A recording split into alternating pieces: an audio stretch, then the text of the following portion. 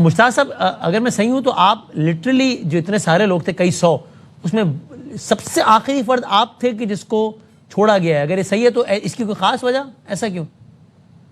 ہاں, اور مجھے چھوڑا بھی نہیں جا رہا تھا. ایسا ہوا تھا کہ 500 لوگ تھے جس میں سے 350 رہا ہو گئے, 150 رہ گئے.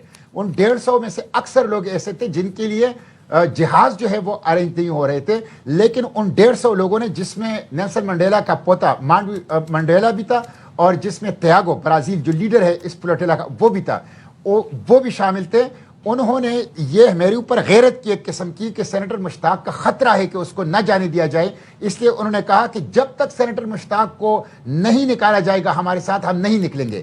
ان 150 لوگوں میں سے 44 یورپی ممالک جو 44 ممالک کے لوگ تھے, اس میں اکثریت یورپی تھے, ان کے لوگ بھی شامل تھے. اور یورپ میں زبردست قسم کے مظاہرے ہو رہے تھے. اسرائیل کے اوپر پریشر تھا یورپین گورنمنٹس کا, اس لیے کہ اسرائیل کے فائنینسر یورپین گورنمنٹس ہیں, تو ان کے اوپر پریشر, ان کا پریشر وہ لے رہا تھا.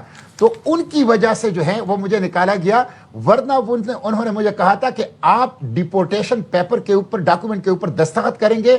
اس ڈیپورٹیشن پیپر کے اوپر لکھا ہوا تھا کہ آپ نے باوجود وارننگ کے ایکٹیو کمبیٹ زون میں انٹری کی ہے, یہ آپ نے جرم کیا ہے, اسرائیلی قانون کی خلاف ورزی کی ہے, اس لیے ایڈمٹ کرو, دستخط کرو.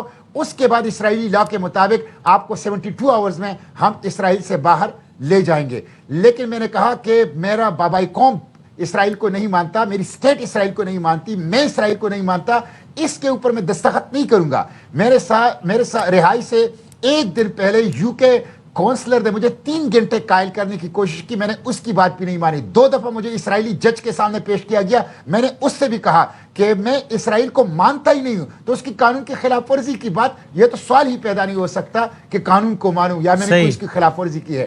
تو انہوں نے مجھے کہا, کونسلر نے, کہ آپ کی ہڈیاں یہاں گل جائیں گی, سڑ جائیں گی, اور آپ کے گوشت جو ہے وہ کیڑے کالیں گے, آپ کے اوپر یہ اور چارج شیٹ لگا دیں گے, آپ نہیں نکل سکیں گے. میں نے کہا بے شک میں نہ نکلوں, لیکن میں ایسے ڈاکومنٹ پہ دستخط نہیں کروں گا جس میں اسرائیل کو میں ملک کے طور پر تسلیم کروں. یہ ایک ناجائز ریاست ہے, ہم کسی صورت میں اس کو تسلیم نہیں کریں گے.